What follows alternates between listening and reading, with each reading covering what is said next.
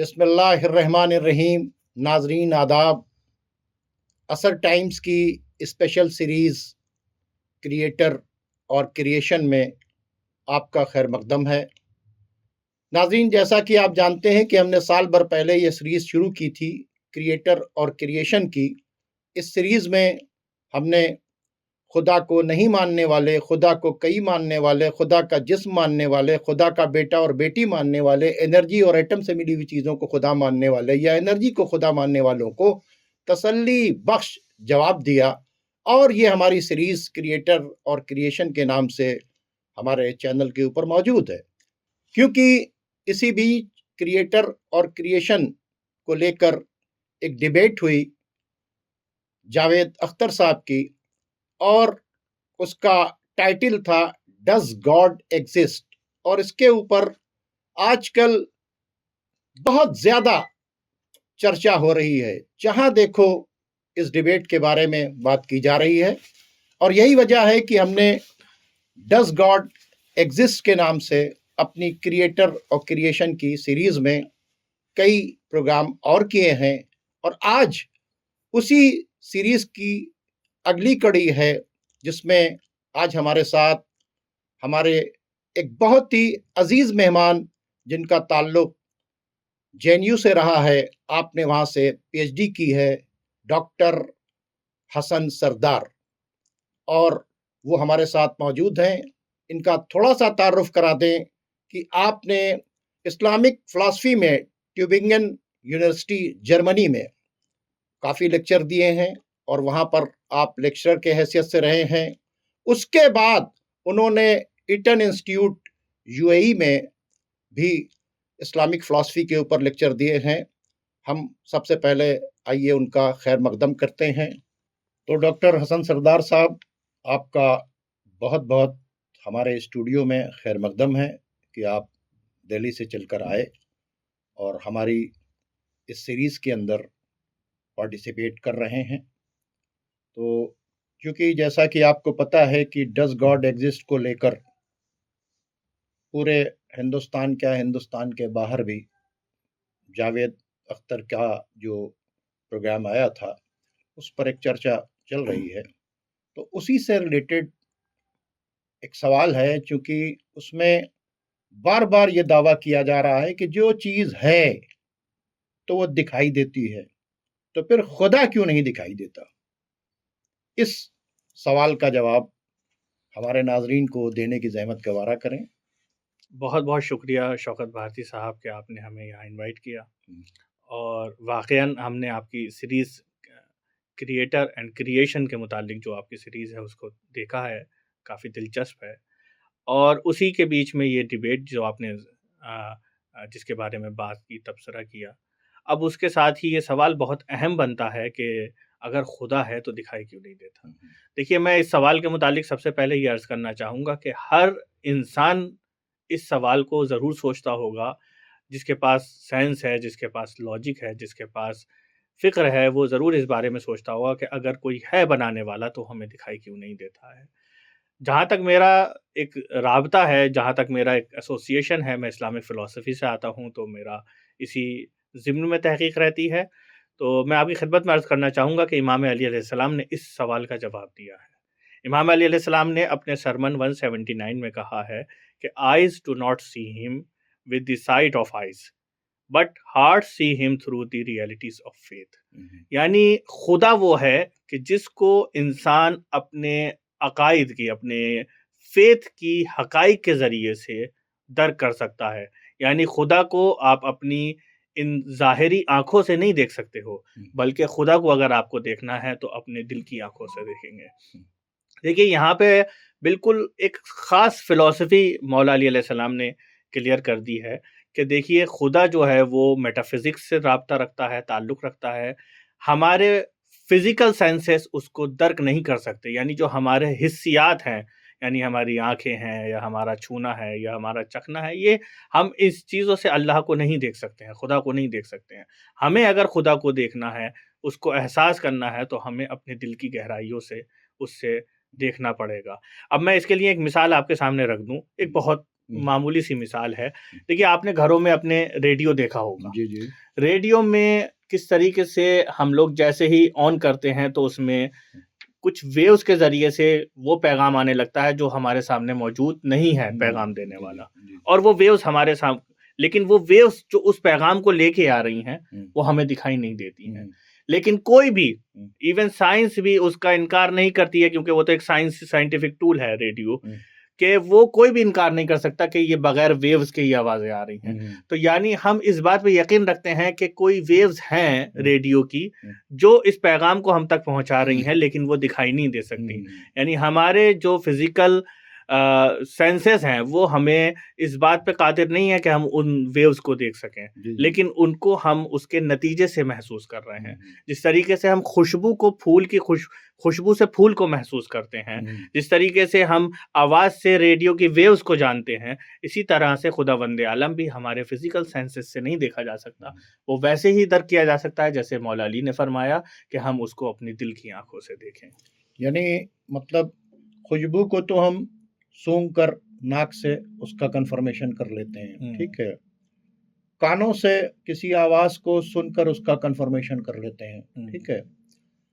खुदा को हम इन तमाम सेंसेस से दर्क नहीं कर सकते, बेशक, है ना? बेशक। ये नहीं, क्योंकि ये सब चीज़ें, ये सेंसेस इसलिए दिए गए हैं कि इससे क्रिएशन के बारे में आप सोचें। बेशक। गर्म हवा चल रही है तो हाथ से आपको लगने के बाद पता चल जाएगा, ठंडी हवा है तो आपको हाथ से छूने के बाद पता चल जाएगा। यानी आप जो कुछ महसूस कर सकते हैं इन सेंसेस से, ठीक है, वो सब क्रिएशन है, क्रिएटर नहीं है। चुटकी काटा, दर्द हुआ तो ये रिएक्शन है। हमने आपको गुदगुदाया, आप हंसे तो ये रिएक्शन है। ना आप हंसी दिखा सकते हैं और ना आप दर्द दिखा सकते हैं, महसूस कर सकते हैं, लेकिन ये जो है ये रिएक्शन है। अगर मैं चुटकी नहीं काटता तो दर्द नहीं होता। खुदा इन सारी चीजों से पाक है, और खुद मौलाए कायनात कहते हैं कि पाक है वो जात जिस तक बोलने वाले की रसाई नहीं। बेशक, बेशक। फिक्र की जौलानियां उसकी हदबंदी नहीं कर सकती, वो तखय्युलात और तसव्वुरात से मावरा है।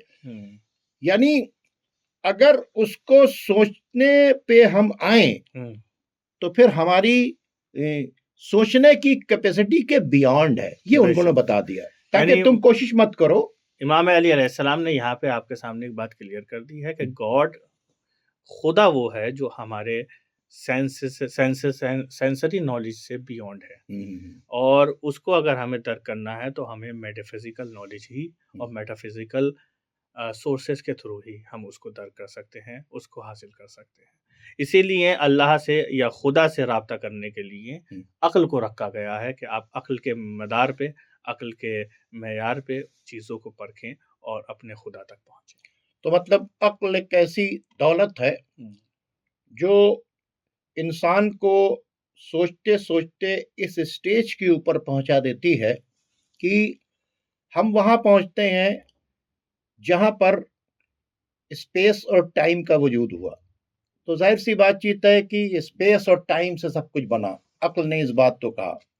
अब स्पेस और टाइम से हम आगे बढ़ते हैं तो फिर ये होता है कि स्पेस और टाइम किसने बनाया, तो पता चला कि वो बिग बैंग से आया। फिर हम बिग बैंग पर जाते हैं तो फिर ये बिग बैंग जिसमें हुआ वो गोला किसने बनाया। फिर उससे आगे बढ़ते हैं कि उसके अंदर इतनी एनर्जी किसने भरी, ठीक है, और किसने उसको फाड़ा। तो अक्ल ये कहती है कि हम सोचते सोचते कि स्टेज के ऊपर अगर पहुंचते हैं तो फिर वहां पर पहुंचते हैं कि जिसका एंड ये है कि हम थक कर इस बात का इतराफ करते हैं कि हम इसकी हद को क्रॉस नहीं कर सकते, क्योंकि हम लिमिटेड हैं और वो अनलिमिटेड है। कभी लिमिटेड अनलिमिटेड का अहाता नहीं कर सकता। जिस तरह से बनी हुई चीजों को देखकर बनाने वाले का इनकार करना अक्लमंदी नहीं है, उसी तरीके से जिस चीज का हम अहाता नहीं कर सकते, हम ना सेंसस से अहाता कर सकते हैं ना अक्ल से अहाता कर सकते हैं, उसको जब हम लिमिटेड कर लेंगे तभी तो हम प्रेजेंट कर पाएंगे। वो अनलिमिटेड है, हम लिमिटेड है। तो हमारी अक्ल भी क्रिएशन है, वो भी लिमिटेड है, तो लिमिटेड कभी अनलिमिटेड का अहाता नहीं कर सकती। क्या कहना है आपका? देखिए, जहाँ तक मैं आपके सवाल को समझ पा रहा हूँ, इसमें एब्सोल्यूट नॉलेज होना, यानी सद दर सद पूरी कामिलन जिसे इदराक कहते हैं, यानी अल्लाह का इदराक करना, वो अक्ल के अहाते में भी नहीं आता है। इमाम अली अलैहिस्सलाम ने इस बारे में फरमाया है कि अक्ल की जौलानियाँ मारने वालों को अक्ल के तुयूर जो हैं उसकी बुलंदी तक नहीं पहुँच सकते हैं। तो मैं आपसे यहाँ पे एक चीज़ अर्ज़ करना चाहता हूँ कि जो बहुत अहम पॉइंट आपने अपने सवाल में रखा, वो ये रखा है जिस्म का, कि वक़्त और जिस्म, बॉडी, फॉर्म और ऑब्जेक्ट। देखिए, मैं यहाँ पे आपको, जो आपने इसमें एक चीज़ रखी थी कि एक चीज़ का वजूद दूसरी चीज़ पर मुनहसिर है और उस चीज़ का तीसरी चीज़ पर मुनहसिर है, यानी कॉन्टिंजेंट जिसे हम कहते हैं। तो और इसके बाद क्या होता है, इन्फिनाइट रिग्रेस आता है, यानी जिसको हम फ़लसफ़े में इस दौर पर कहते बड़ी हैं। बातचीत की गई है। फ़लसफ़े में हम इसको दौर कहते हैं और दौर जो है वो बातिल होता है, उसका कोई वजूद नहीं है। आखिर में थक हार के हमें मानना पड़ता है कि कोई एक ऐसी शय है जो उससे खारिज हो और उसने इस वजूद को वजूद बख्शा हो, और उसी शय को जो किसी और जैसी नहीं है, हम उसको वाजिबुल वजूद कहते हैं। तो अब मैं आपकी खिदमत में अर्ज़ करना चाहता हूँ कि देखिए, नहजुल बलागा में खुतबा नंबर 186 में इमाम अली अलैहिस्सलाम फरमाते हैं कि he is not a body so as to be touched, nor is he a substance so as to be perceived. ना ही वो कोई मादा है और ना ही कोई वो जिस्म है, या ना ही एक, यानी कोई जिस्म है जो किसी शय में आ जाए, और ना ही कोई वो मादा है कि जिसे हम जो है छू सकें या जिसे महसूस कर सकें। तो मैं आपसे यहाँ पे ये बताना चाहता हूँ कि जब हमने मादा और जिस्म का इनकार कर दिया, तो जो कि मखलूक है और वो खालिक क्रिएशन है, वो खालिक है। मैटर अब उसने मादे को भी बनाया है और उसने वक्त को भी बनाया है। तो जब मादा आता है, मैटर आता है, जिस्म आता है, बॉडी आती है, सब्सटेंस आता है, तो वहां पर सब्सटेंस के लिए लाजिम है कि वक्त भी हो, यानी वो कब बना, कब ख़त्म हुआ। मिसाल के तौर पर आप जो है देखते होंगे कि आपने दुनिया भर में देखा होगा कि जब कोई भी सामान आप खरीदते हैं तो उस पे उसका मैन्युफैक्चरिंग भी लिखा होता है, एक्सपायरी भी लिखी होती है। यानी हर शय की, हर मादे की एक इब्तिदा होती है, हर मादे की एक इंतहा होती है। लेकिन जो चीज़ मादा, मैटर और सब्सटेंस और बॉडी फॉर्म में होता है, उसी की इब्तिदा और इंतहा होती है। क्या बात है। अगर सवाल ये आता है कि अगर खुदा वंदे आलम इस दुनिया से पहले मौजूद था तो वो कर क्या रहा था, तो मैं आपसे ये बताना चाहता हूँ कि देखिए, जो चीजें हैं, यानी जहाँ पे मैटर है, जहाँ पे बॉडी है, जहाँ पे मादा है, वहीं पर वक्त लाजमी है। अगर हम उसको बॉडी, मैटर, मादे से जोड़ देंगे तो फिर अब उसके लिए भी वक्त लाजमी हो जाएगा, और जिस चीज के लिए वक्त लाजमी हो जाता है उसकी एक इब्तिदा होती है, उसकी एक इंतहा होती है। तो लिहाजा खुदा भी हमारी तरह हो जाएगा, यानी एक होने वाला और एक ना होने वाला। यानी सब चीजों को जरूरत है टाइम और स्पेस की, टाइम एंड स्पेस की सबको जरूरत है। तो और जो टाइम और स्पेस की जिसको जरूरत है वो है क्रिएशन, वो क्रिएटर नहीं है। ठीक है, जो लोग क्रिएशन को और क्रिएटर को समझ नहीं रहे हैं, क्रिएशन टाइम और स्पेस की मोहताज है। ठीक है, क्रिएटर जो है वो टाइम और स्पेस का मोहताज नहीं है, बल्कि उसने उसको बनाया है, बल्कि वो उसको बनाने वाला वो खालिक है, वो क्रिएटर है। स्पेस का भी खलकत की है, उसने टाइम की भी खलकत की है, और स्पेस बनाने वाली एनर्जी की भी खलकत की है। उसको जनरेट भी कर रहा है, क्रिएट भी कर रहा है, कंटिन्यू अभी वो चल रही है कि हर रोज ये पूरी यूनिवर्स एक्सपैंड हो रही है। तो कौन कर रहा है? हाँ, देखिए, यहाँ पे मैं आपको बताना चाहता हूँ, जो एक रसल का टी पॉट वाला, जो केतली वाला, रसल की केतली वाला मसला था, कि उसका ये बिल्कुल एक तरीके से रद्द है कि ना ही बॉडी है, ना ही फॉर्म है, ना ही सब्सटेंस है। मिसाल के तौर पर सवाल होता है कि भाई अगर वो है तो कैसा है। अब लोग जो हैं, अब यहाँ पर लोग अपने जहन से बनाने लगते हैं, वजूद बनाने लगते हैं कि खुदा ऐसा है, कुछ लोग इसको खुदा समझने लगते हैं, लेकिन दर हकीकत वो किसी जिस्म जैसा नहीं है। अब लोग कहते हैं जिस्म जैसा नहीं है, तो क्या कोई मिसाल, कोई ऐसा कोई नमूना है? तो मैं कहता हूँ हमारे सामने मौजूद है, मसलन ग्रेविटी आप सब जानते हैं कि कोई भी शय जो है वो जमीन की कशिश से उसकी तरफ जाती है। हर कोई ग्रेविटी के वजूद को मानता है, हर कोई ग्रेविटी के वजूद को समझता है, लेकिन अभी तक कोई भी दुनिया में ऐसा नहीं है जिसने ग्रेविटी को देखा हो। हम्म, कोई भी दुनिया में ऐसा नहीं है जिसने ग्रेविटी की कोई तस्वीर बनाई हो। सही। कोई भी दुनिया में ऐसा नहीं है जो बता दे कि ग्रेविटी का सर कहाँ पर है, ग्रेविटी का पैर कहाँ पर है, ग्रेविटी कहाँ से शुरू होती है, कहाँ खत्म होती है। जी। बल्कि हम जब इस दुनिया की हुदूद से स्पेस में निकलते हैं तब हमें पता चलता है कि हाँ, ग्रेविटी भी कुछ शय है। इसी तरीके से इलेक्ट्रिसिटी, हम उसके नतीजों को देखते हैं, असरात को देखते हैं, हम इलेक्ट्रिसिटी कभी भी नहीं देख पाते हैं। तो हम इसी तरह से बताना चाहते हैं कि बहुत सारी शय हमारी दुनिया में मौजूद हैं कि जिसकी ना हमने कभी कोई सूरत देखी है, ना शक्ल देखी है, ना उसका कोई बॉडी देखी है, और तब भी हम उसको मानते हैं।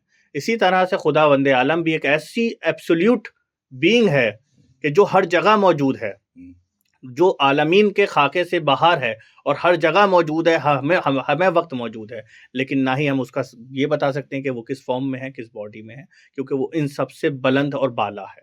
देखिए, यहाँ पे एक बात बहुत अहम है और आपसे अर्ज करना चाहता हूँ कि सवाल ये होता रहता है कि खुदा है तो वो दिखाई क्यों नहीं देता, वो गायब क्यों है।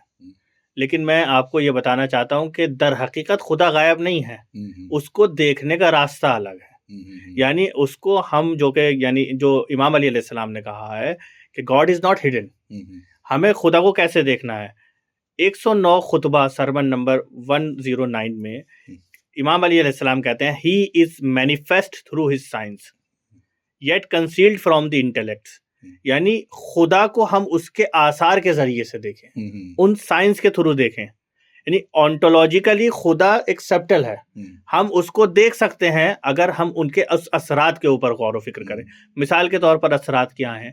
असरात ये हैं कि हम देखते हैं कि सूरज एक वक्त में गुरूब होता है, एक वक्त में तुलू होता है, या हम साइकिल पे गौर करें, साल की साइकिल पूरी तरीके से वही रहती है, या हम और मदार के ऊपर गौर करें, एक्सिस के ऊपर गौर करें, तो सूरज अपनी जगह पे घूम रहा है, चांद अपनी जगह पे घूम रहा है, पूरी गैलेक्सी अपनी जगह पे हरकत कर रही है। तो इस तमाम सिस्टम को, ये तमाम साइंस हैं, ये तमाम अलामात हैं, ये तमाम आसार हैं कि अगर हम इन आसार और इन साइंस के ऊपर गौर करेंगे तो यकीनन हम ये समझेंगे कि एक कोई है जो बहुत बैलेंस तरीके से इस पूरी कायनात को मैनेज कर रहा है। एक कोई सुपर पावर है जो बहुत बैलेंस तरीके से इस पूरी कायनात को देख रहा है, और यही मैनिफेस्ट है, और यहीं से हम खुदा को देख सकते हैं और उसको दर्क कर सकते हैं। देखिए, एक छोटा सा बच्चा है, अभी आप हॉस्पिटल में जाइए, पैदा हुआ है, ठीक है, एक वो 1 हफ्ते का है, आप उसके करीब जाकर फूकिए तो वो बच्चा जो है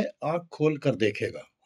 इसके मतलब एक छोटा सा बच्चा है, वो भी, उसके अंदर भी एक डिवाइस लगी है कि आखिर ये जो फूक आ रही है, ये जो एक्स्ट्रा एक चीज आ रही है, ये कहाँ से आ रही है। बेशक। तो ये सब चीजें हैं जो लोग जो है इस पर अगर गौर व फिक्र करें तो पता चलेगा कि जो हो रहा है, ये पूरी यूनिवर्स फैल रही है, बन रही है और फैलती चली जा रही है, ये बैलेंस है, ठीक है, इसको देखकर उसको पहचानना चाहिए। बल्कि मैं ये यहाँ पे ये कहता हूँ कि उसकी जो शिद्दत रोयत है, यानी खुदा के आसार इतने कसरत से मौजूद हैं इस यूनिवर्स में कि अगर हम खुद उसके अपने आप में हमारे आसपास में, इस दुनिया में, इस जिधर निगाह डालें उसका असर मौजूद, इतनी कसरत से मौजूद है कि अगर हम उस पर गौर करें तो वाकईन हम एकदम से इस नतीजे पे पहुंचेंगे कि हाँ, कोई है जो इस सारे सिस्टम को चला रहा है। नाजरीन, जैसा कि आपने देखा कि हमने डॉक्टर साहब से डिस्कस किया और हम आगे भी डिस्कस करेंगे, चूंकि हमारा टाइम खत्म हो गया है, इसलिए इंशाल्लाह अगले एपिसोड में हम डॉक्टर साहब से अपनी बात को जारी रखेंगे। अब आप हमें और डॉक्टर साहब को इजाज़त दीजिए। खुदा हाफिज।